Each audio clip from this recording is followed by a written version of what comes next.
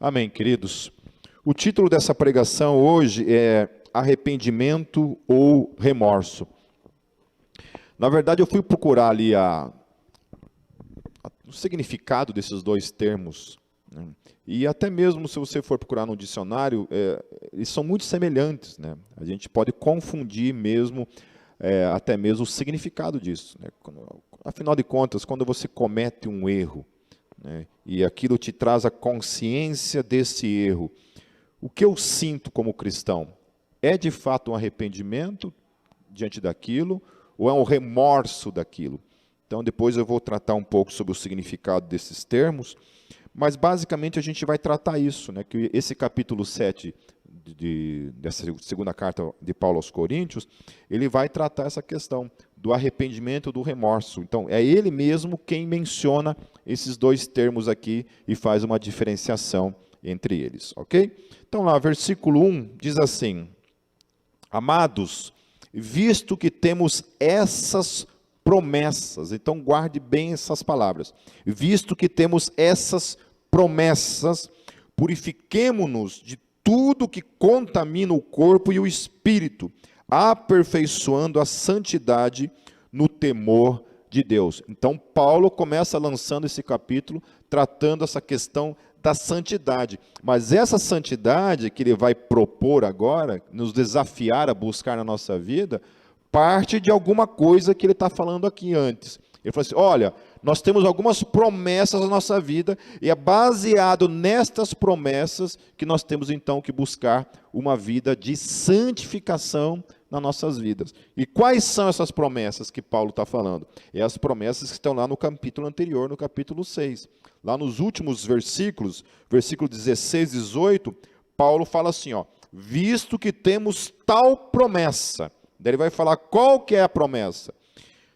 De qual promessa, então, Paulo está falando, né? Então, como disse Deus, habitarei com eles e entre eles andarei. Serei o seu Deus e eles serão o meu povo. Portanto, saiam do meio deles e separem-se, diz o Senhor. Não toquem em coisas impuras, e eu os receberei, e lhes serei pai, e vocês serão meus filhos e minhas filhas, diz o Senhor Todo-Poderoso. Então, essa é a promessa. Então, baseado nessa promessa agora, que Paulo estabelece, nós temos que buscar para as nossas vidas uma vida de santificação.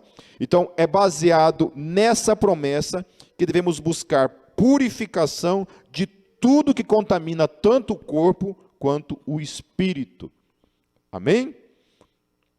Daí ele fala de aperfeiçoar a santidade. Então, a santidade é algo que precisa ser aperfeiçoado ao invés de ser conformado nas nossas vidas. E vocês sabem, né? Acho que quem aqui tem mais do que 20 anos, 30 anos de fé, né? Ou 5 anos de fé para cima, aí, a gente começa a se conformar com algumas coisas que a gente acaba desistindo de lutar.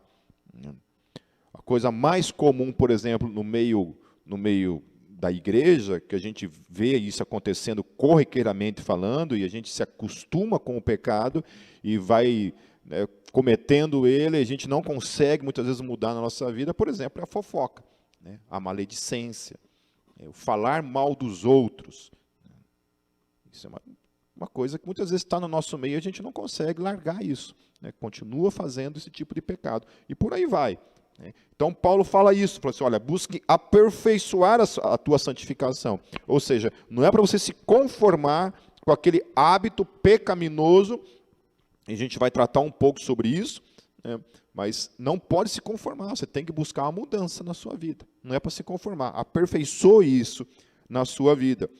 Então, esse aperfeiçoamento, ele é fundamentado, então, sobre a promessa de que Deus, primeiramente, então, por que eu tenho que me aperfeiçoar na minha santificação? Por que eu tenho que buscar a santificação? Baseado nessa promessa. Qual que é a promessa? Que Deus habita conosco. Então, é baseado nessa promessa de que Deus está presente, que eu tenho que, então, buscar uma vida de santificação. Por quê? Porque Deus está presente. Porque Deus está presente, porque Ele aí anda conosco, porque Ele é o nosso Deus, porque nós somos o povo dEle, porque Ele é o nosso Pai, nós somos os seus filhos e as suas filhas. Então, eu sou o pai. Meu filho, domingo passado, fez 18 anos. Uma das coisas que a gente sempre fala do Gabriel, assim, né, e ele não está presente aqui, mas eu estou falando dessa questão de que o meu filho, ele é um exemplo para mim de obediência. Pensa num menino que é obediente, 100% obediente. Naquilo que a gente fala para ele, filho, faça isso, ele faz isso. Filho, não quero que você faça isso, ele não faz. Uma vez primeira vez que a gente começou a deixar ele meio que andar assim, meio que solto, livre, solto assim, né? E a gente deixou ele no museu do olho ali, e falamos assim, filho, você fique aqui, você não saia daqui, a gente vai deixar você aqui e depois nós viemos buscar você aqui. Beleza? Beleza, tá ok. E ele estava com uns amigos que não eram cristãos, e estava tendo uma feira do lado assim, na frente do palácio ali, estava tendo uma feira de meio que LGBT o negócio, entendeu? Era um negócio cheio de bandeira LGBT tal, e o pessoal, os amigos dele queriam ir nessa feira. Falaram, vamos lá, né, com a gente lá, depois a gente volta para cá, né? Eu falei, não, eu não vou. Eu falei, por quê? Porque meu pai e minha mãe pediram para eu ficar aqui, e eu não vou sair daqui, vou ficar aqui. Ah, mas eles não vão ver, vamos lá, a gente vai lá rapidinho. Eu falei, não, eu não vou, porque eu falei para eles que eu não vou sair daqui. E ele ficou lá, sabe? Então, assim, a gente não tem, né, que eu lembro, eu não tenho exemplos de desobediência do Gabriel. De verdade, queridos. Nesse quesito, ele é 100% um exemplo para qualquer um seguir. Ele é 100% obediente naquilo que a gente fala para ele. Claro que eu não estou falando que ele não é pecador, que ele não tem as coisas que ele faz de errado em relação a ele e a Deus, né? E aí é com ele. Mas em relação a pai e mãe, naquilo que a gente fala para ele, eu não quero que você faça isso. Ele não faz. E naquilo que a gente fala assim, filho, eu quero que você faça isso. Ele procura sempre fazer. Uma das tarefas dele diária, por exemplo, é sempre lavar a louça. Então, a gente não precisa ficar mandando, não. Ele vai lá, lava a louça, todos os dias. Então, nessa questão, por que eu estou citando a questão do meu filho? Porque é essa questão que muitas vezes tem faltado para mim e para você em relação, não aos nossos pais terrenos, mas em relação ao nosso Deus. Que essa questão da obediência, e a gente vai ver que arrependimento e remorso faz uma diferenciação muito grande na nossa vida quando se trata de obediência. Quando se trata de obedecer a Deus, aí vai fazer o grande diferencial do que realmente ocorre na nossa vida. É arrependimento ou é simplesmente remorso? Amém? Então, esta promessa de que Deus está conosco, de que a gente é filho dele, isso deve gerar em nós, então, comportamento. Qual que é o comportamento? De obediência. Qual que é a obediência que Paulo está colocando aqui? Buscar uma vida de santificação. De tudo aquilo que prejudica, então, o corpo e o espírito, ele está colocando aqui. Não estou aqui querendo defender nenhum tipo de questão, por exemplo, como os adventistas fazem, né, de cuidado com o corpo, né, não é necessariamente disso, porque a gente peca no corpo também, né, e faz coisas contrárias ao espírito. Então, não estou falando de comida, de tomar açúcar, de comer açúcar, café, esse tipo de coisa, né, mas essa questão do pecado em si, que a gente tem que tomar alguns cuidados. E então, esta promessa deve gerar em nós temor a Ele. Então, porque Deus está presente, a gente tem que temer a Ele. E o temor a Deus, então, gera em mim e gera em você uma vida de santificação. O significado de temor: sentimento de profundo respeito e obediência a Deus. Isso é temor.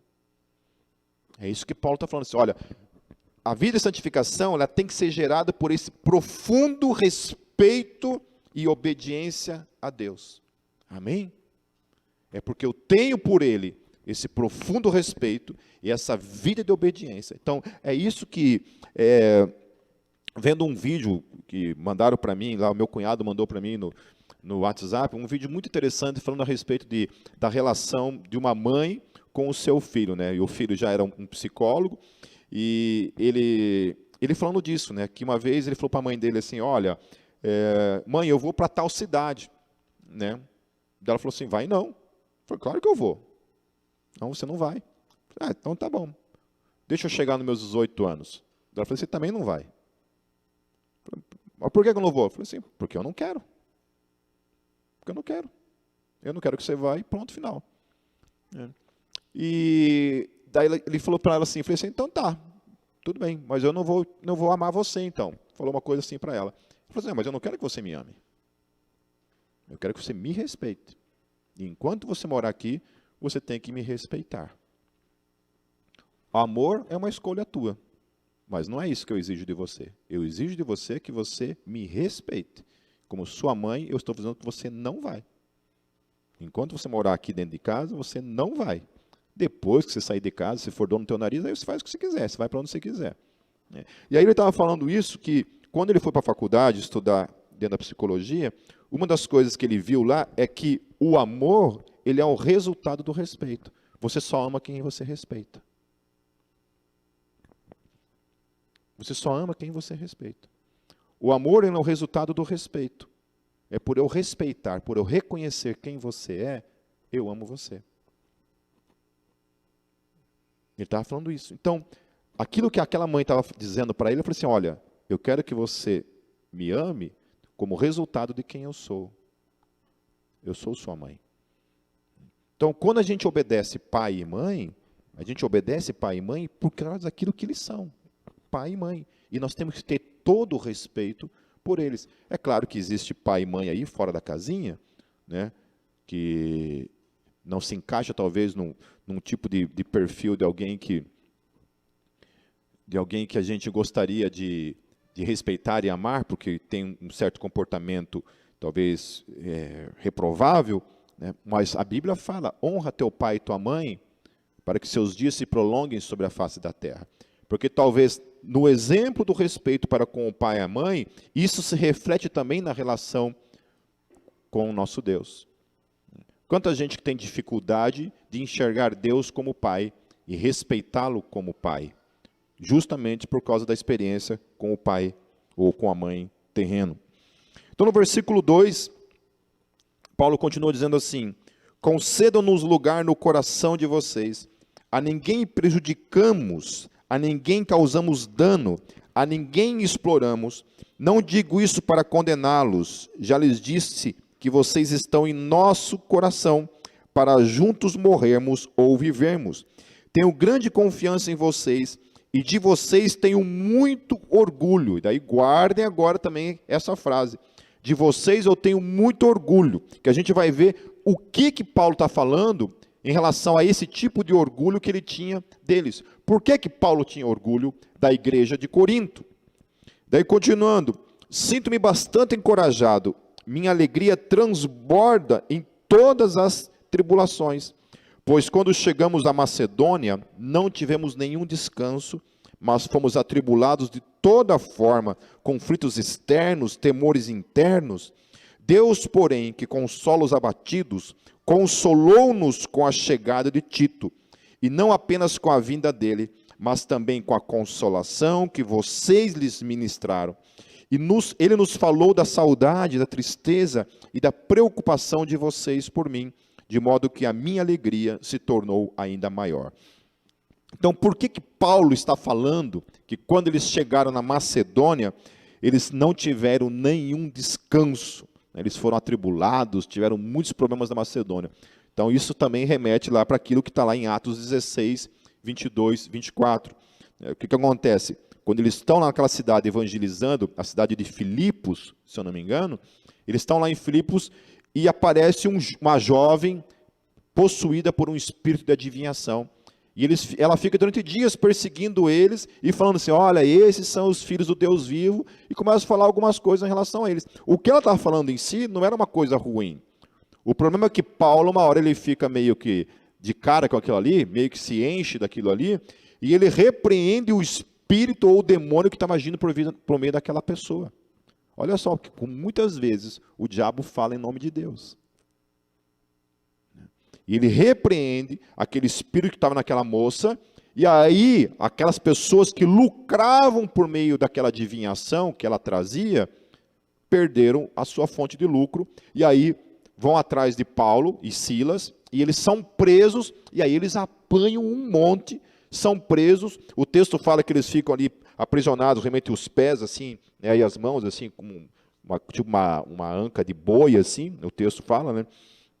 Eles ficam presos, depois acontece toda uma providência da parte de Deus, lá um anjo aparece lá, estremece toda a cadeia lá, e eles são libertos daquilo ali. Mas é isso que está acontecendo, eles estão pregando o Evangelho, estão ali sofrendo por causa do Evangelho, apanhando por causa do Evangelho, e qual que é a consolação que Paulo recebe no seu coração por causa daquilo que estava acontecendo com eles? Então, lá no versículo 8, ele vai falar então: mesmo que a minha carta lhes tenha causado tristeza, não me arrependo.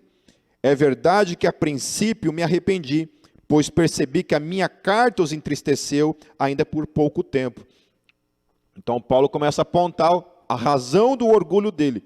Ele tinha enviado a carta dele tinha sido pesada, ele pegou pesado, ele bateu no pecado, colocou um cara lá na mão de Satanás, lá, a Bíblia fala, né? Teve um cara lá que cometeu um pecado, ele foi lá, disciplinou o cara, falou assim: olha, seja entregue na mão de Satanás, para que o corpo seja desfeito, mas o espírito seja salvo. Aí na segunda carta, ele fala a respeito desse mesmo cara, falou: olha, agora é o seguinte, ele já foi disciplinado, agora vocês tragam ele para perto, agora abracem ele, perdoem ele, amem esse cara, cuidem desse cara. Olha que coisa interessante. Então ele está reconhecendo que a primeira carta que ele escreve foi pesada, e agora ele está meio que voltando, entre aspas, atrás, amenizando, falando assim: olha, agora chega, a disciplina já foi colocada, agora é o momento de vocês abraçarem esse cara. Ele vai falar nos capítulos anteriores. E aí no versículo 9, ele vai falar: agora, porém, me alegro, não porque vocês foram entristecidos, mas porque a tristeza os levou ao arrependimento. Aleluia. Aleluia. Ele tinha sido duro? Tinha.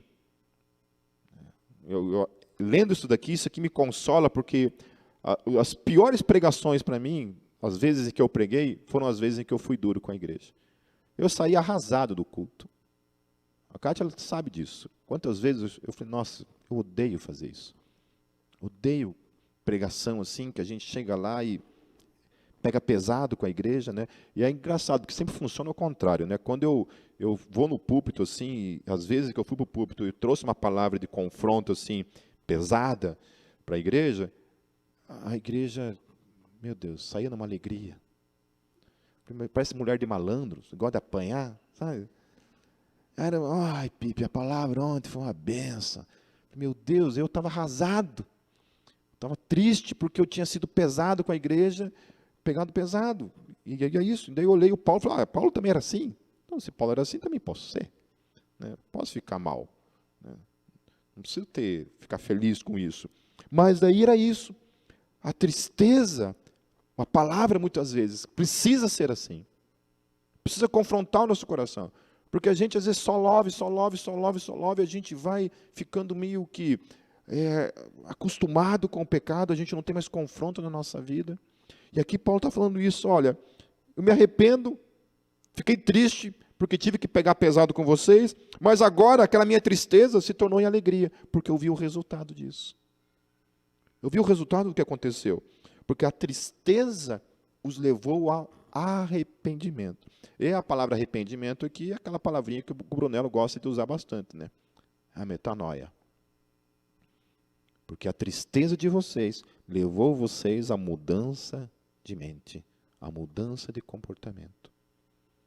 Então, glórias a Deus, porque resultou numa mudança, pois vocês se entristeceram como Deus desejava.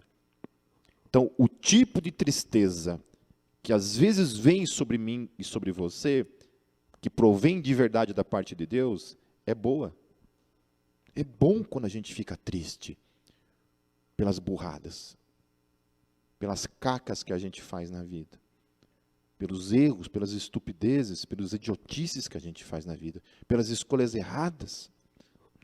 Quantas e quantas vezes eu já chorei na minha vida por ter feito uma escolha errada, por ter tido uma atitude explosiva no trânsito, ou na relação com alguém, ou por ter falado de alguém, e depois a pessoa descobre que você falou dela, devem tirar limpo com você, e você tem que pedir perdão. Fala: olha, me perdoe porque eu falei. Agora, tem uma coisinha em relação a esse negócio de que o Pipe falou, que é uma das coisas que deve ter acontecido com vocês também, que é muita sacanagem. É muito sacanagem. Uma vez um cara casado veio conversar comigo e começou a detonar a mulher dele. Falar mal da mulher dele. Ah, e teve também uma mulher também casada que aconteceu isso, a mesma coisa com ela. Veio reclamar para mim que o marido dela estava meio que ameaçando de bater nela, que não sei o quê, e sabe, todo dia reclamando para mim, todo dia reclamando. Até que um dia ela pegou eu meio que de pé esquerdo, dei uma dedada na quina da cama, e tanto para ele quanto para ela, né? Eu falei assim, cara, ele falou tanto mal da mulher dele que eu falei assim, cara, então, é complicado, meio que concordei com ele em algumas coisas, né? Ele foi lá e contou para ela como se eu tivesse falado mal dela. Ele falou mal dela, um monte de coisa mal dela. E ele não falou nada que foi ele que falou, ele falou que fui eu que falei. E tirou tudo do contexto lá e levou para ela. Aí eu tive que me retratar com ela. E o miserável saiu do bonzão. Se bobear, ganhou até flores dela depois. E eu saí o mal da história. E nessa pessoa aí, que eu estou falando, a segunda mulher também, que o marido estava quase ameaçando de matar ela, chegou um momento que eu fiquei tão... Falei, cara, para mim, assim, há várias coisas que são motivos de divórcio para mim. E a violência familiar, para mim, é uma delas. Sabe? O marido bateu na esposa, eu dou total aval para ela se separe do marido. Se ele bateu nela, se ele ameaçou ela de morte, qualquer coisa assim, eu acho que para mim é um argumento muito forte para que ela pule fora, sabe? E eu dou total apoio para que ela, e se bobear, ajuda a levar ela para a cadeia, se acontecer isso, de verdade. Então, esse tipo de situação para mim é inadmissível. Bater na esposa é uma coisa inadmissível. E foi o que eu falei para essa pessoa, eu falei assim, olha, está acontecendo isso mesmo? Então, né, você sabe o que você tem que fazer. Aí ela foi lá e se separou realmente dele na época, né? Depois, graças a Deus, acabaram voltando, mas, moral da história, quem foi o culpado da separação? Eu. Porque ela falou para ele que eu mandei ela se separar. Ela não estava se separando porque o marido estava quase matando ela. Separou porque eu mandei. Então, esse negócio nem sei porque eu estou falando disso, estava falando de uma outra coisa. Ah, desse negócio de falar, né? Dos outros, assim. Né? Perdi o contexto que eu estava falando aqui, mas é isso aí. Entenderam? Amém? Ou seja, cuidado, cuidado. Então, a tristeza, segundo Deus, produz um arrependimento que leva à salvação e não remorso. Amém? O arrependimento que leva à salvação e não ao remorso. Mas a tristeza, segundo o mundo, produz morte. Olha só que interessante. Então, existem dois tipos de tristeza quando eu e você pecamos, quando eu e você cometemos erro. Um tipo de tristeza leva para a salvação, e um outro tipo de tristeza leva para a morte. Paulo está falando. Que o arrependimento leva para a salvação, e o remorso leva para a morte. Paulo está falando. É aí aquilo que a gente pode mais aproximar da tradução ou do sentido de remorso e arrependimento. Remorso, inquietação, abatimento da consciência que percebe ter cometido uma falta, um erro. Ou seja, é só uma percepção de que fez alguma coisa errada. Isso é remorso. Falei, cara, fiz algo errado. E morre aí. É só a consciência. Falei assim, olha, eu cometi um erro, ponto, acabou. E no outro dia está fazendo o quê? Cometendo o quê? O mesmo erro. Ou caminhando tudo na mesma direção para que tudo aconteça novamente da mesma maneira. Arrependimento. Olha que coisa linda. A diferença entre remorso e arrependimento. Arrependimento. Um sentimento de rejeição sincera por parte do pecador ao seu comportamento e que resulta na intenção de um retorno contrito, quebrantado à lei moral de Deus. Olha que coisa. Eu cometi um erro contra Deus. Eu pequei contra Deus. Eu preciso mudar a minha vida. Eu preciso voltar novamente para a minha base moral, que é Deus. Porque o remorso é isso, ele fica ali, puxa, fiz um erro, pronto, acabou. E no outro dia, ele está lá cometendo a mesma coisa. E aí, quando a gente olha para a nossa vida, para a nossa condução, para o nosso caminhar diário, o quanto a gente pode dizer da gente mesmo que a gente vive de fato uma vida de arrependimento ou uma vida de remorso? Porque o arrependimento, ele tem que gerar o quê? Mudança. Esse é o termo de metanoia. Mudar. Esse é o verdadeiro arrependimento. Porque se não muda nada, não existe arrependimento. Existe o quê? Remorso. Eu fiquei mal porque eu cometi um pecado. Mas no outro dia eu estou lá de novo. No mesmo problema, no mesmo erro. Percorrendo o mesmo caminho. Sabe, queridos, eu já cometi muitos erros na minha vida, os quais eu tenho muita vergonha. Entende? E eu sei todos os caminhos que me levaram a eles. Eu sei exatamente o caminho que eu não posso percorrer. Que se eu percorrer, eu volto para o mesmo caminho. Mesmo caminho. Então, o que eu faço para não cometer os mesmos erros é justamente não percorrer aquele caminho. Não percorrer. Às vezes você aprende com os outros, né?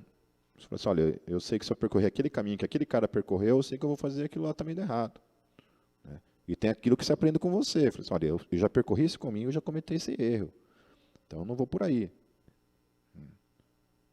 Por aí. Tem gente que consegue a graça e não precisa nem percorrer. E nem aprender com os outros. Né? O cara tem uma graça da parte de Deus lá, de sabedoria, né, que o protege desses caminhos errados. Agora, tem gente que é burra. Eu sou o cara meio burro, assim, que só aprendo com a cagada mesmo. Aprendo com o erro. E, infelizmente, não aprendo nem com os outros e nem com a sabedoria. Vamos lá para ver até onde vai, e você vai e se estrepa. Né? Você é tipo eu, assim, mesmo time? Mesmo time que eu ou é o time do sábio? Amém, queridos? Então, para Paulo, o remorso resulta numa tristeza que produz apenas morte e não salvação. Por que não produz salvação, meus queridos, e produz morte? Por que o remorso não produz salvação? Quem arrisca? Vê se vocês são os burrinhos, Por que o remorso não produz salvação? Quem arrisca?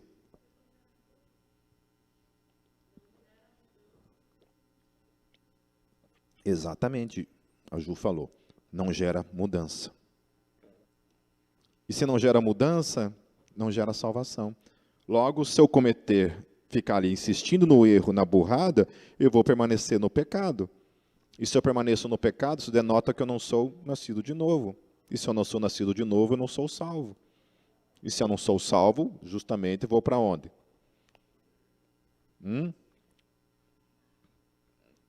Qualquer lugar, menos o céu. Amém? Por quê? Porque a minha vida de pecado, de não mudança, de remorso apenas e não de arrependimento, denota que eu não tenho temor àquele que habita em mim, que supostamente habita em mim. Amém? Por isso que Paulo está falando, olha, para Paulo, então, o remorso resulta numa tristeza que produz apenas morte e não salvação. Já o arrependimento conduzia à mudança de vida e à salvação. Amém, aleluia e glória a Deus. Isso é o arrependimento. Então, a gente tem que estar percebendo o tempo todo em mim, em nós, em cada um de nós, como é que está esse negócio diário aí? A gente está mudando. Tem coisas mudando, em atitudes que têm mudado em mim, em você, todos os dias. Ou não? Puxa vida, será que a Kátia está casada com aquela mesma personalidade, aquela mesmo cara que ela casou há 23 anos atrás? Será que eu sou aquela mesma coisa, os mesmos erros, as mesmas brigas, os mesmos problemas, as mesmas reclamações de 23 anos atrás? Como é que é isso? Eu sou o mesmo cara de 31 anos atrás, quando eu vim a Cristo? A mesma pessoa?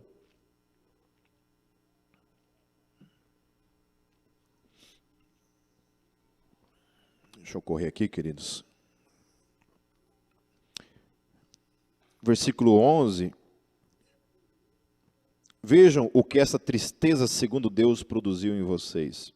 Que dedicação, que desculpas, que indignação, que temor, que saudade, que preocupação, que desejo de ver a justiça feita. Em tudo vocês se mostraram inocentes a esse respeito. Ou seja, por que Paulo tinha orgulho deles? O orgulho de Paulo, o fato de ele olhar para todo aquele sofrimento, ele estava lá se lascando, apanhando por causa do Evangelho, e de que adiantaria toda a luta nele no Evangelho, se ele tivesse nas mãos o fruto dele, uma igreja que continuava vivendo uma vida de remorso, uma vida de pecado, uma vida de não arrependimento, de não mudança, e no final das contas, todos eles iam para o inferno, ao invés de serem salvos.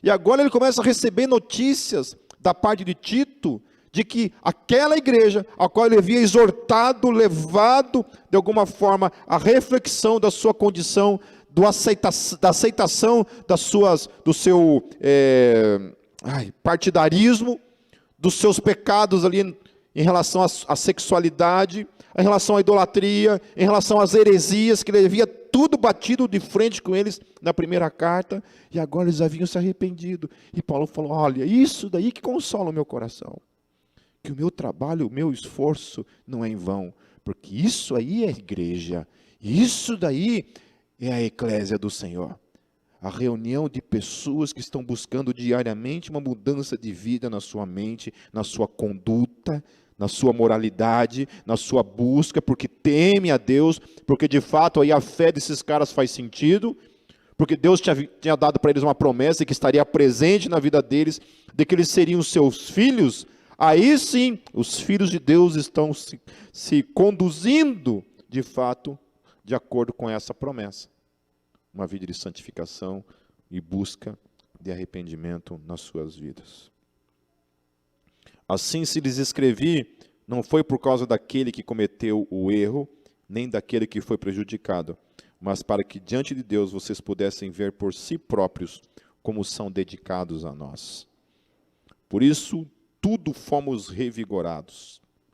Então, queridos, o pior pecado é a falta de arrependimento por ter pecado. Erros nós cometemos, mas o pior dos pecados que a gente pode dizer é o não se arrepender do pecado. E talvez seja esta a maior evidência do quanto de fato Deus habita ou não na vida daquele que peca. Versículo 14. De encorajados, ficamos mais contentes ainda ao ver como Tito estava alegre, porque seu espírito recebeu o refrigério de todos vocês. Então, o refrigério de Paulo e Tito vinha de uma igreja que se arrependia dos seus pecados. Eu lhe tinha dito que estava orgulhoso de vocês e vocês não me decepcionaram. Da mesma forma como era verdade tudo o que lhes dissemos, o orgulho que temos de vocês diante de Tito também mostrou-se verdadeiro. E a afeição dele por vocês fica maior ainda, quando lembra que todos vocês foram obedientes. Aleluia. Então, o orgulho, que eu estava falando agora mesmo com o pai, é de ter um filho que obedece. Ainda que eu seja aquele pai que fica perguntando o tempo todo, filho, tu me amas? Essa carência paterna, o que importa é isso, você ser uma pessoa obediente. Alegro-me por poder ter plena confiança em vocês. Então, às vezes nós nos fixamos no pecado que alguém comete, porque às vezes ele se encaixa naquele limite que nós entendemos como pecados perdoáveis, enquanto estamos rodeados de pessoas que cometem pecados o tempo todo, sem nenhum tipo de mudança, ou até mesmo de reconhecimento do seu erro e desejo de mudança. O Brennan Manning, ele fala isso no livro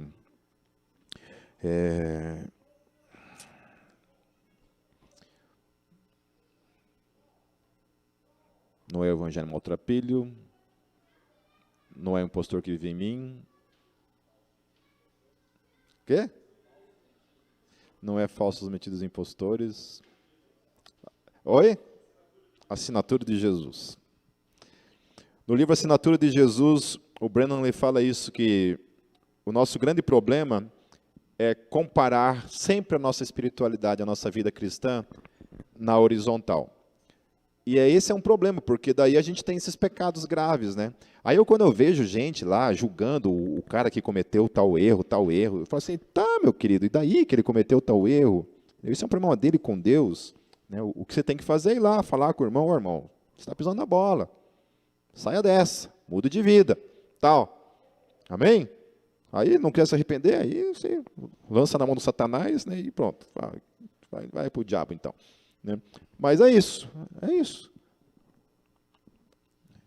A gente compara a nossa espiritualidade sempre se comparando com esses horizontais. Assim. Então a gente olha para o lado, esse aqui está pior do que eu, então tá bom minha vida. Tá bom minha vida. Daí ele fala isso que não, que a gente sempre tem que comparar a nossa espiritualidade na vertical. É olhando para o alto. Compare a nossa vida com a de Cristo, aí sim. Aí o bicho pega. Aí a gente vê o quanto a gente ainda precisa de mudança na nossa vida. Se olhar para o lado, aí fica fácil. Aí está facinho.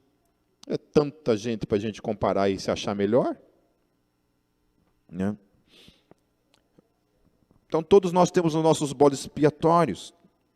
Daí lá em Mateus, no capítulo 18, versos 23 a 30, para encerrar, tem a parábola do credor incompassivo. E essa parábola, para mim, sempre foi a parábola que me fez refletir acerca do porquê, da razão, do motivo de que eu não posso jamais não estabelecer ou não estender o perdão para quem quer que seja que de fato tenha levado o arrependimento.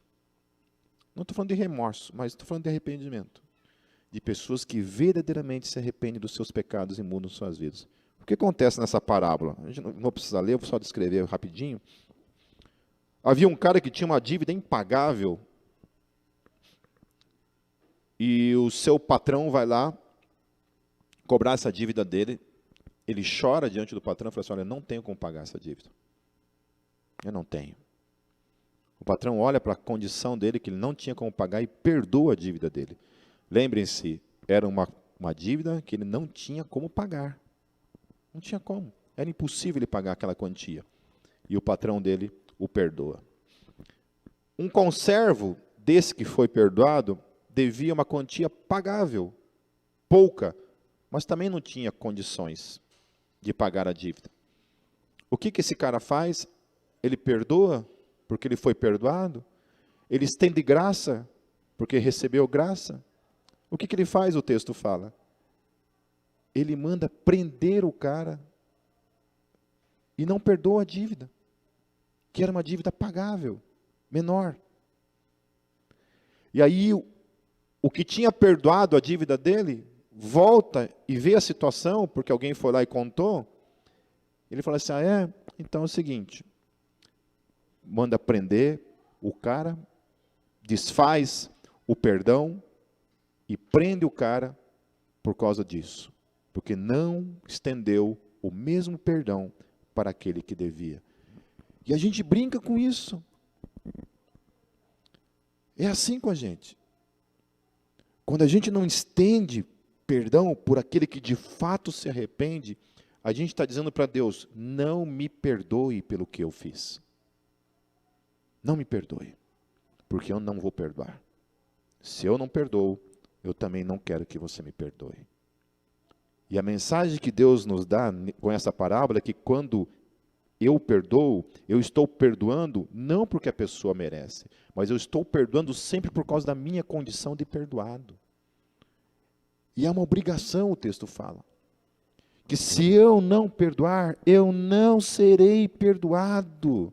E é porque Deus me perdoou que eu estendo o perdão. Amém? Então, arrependimento e remorso. Arrependimento leva à mudança e à salvação. Remorso é só uma consciência pesada, que não resulta em mudança alguma. Mas se eu vivo uma vida de arrependimento diante de Deus, e eu quero que Deus me perdoe, porque eu de fato estou arrependido, eu quero ser salvo, da mesma forma eu tenho que estar atento a todo aquele que se arrepende verdadeiramente do seu pecado, e estender da mesma forma o perdão e a graça na vida dessas pessoas. Amém, queridos? Que a gente saia desse lugar hoje e estejamos atentos à nossa vida diária. Eu preciso olhar para a minha vida e cada um de nós olhar para a nossa vida até onde, de fato, diante do pecado, o que acontece na nossa vida? Arrependimento ou remorso?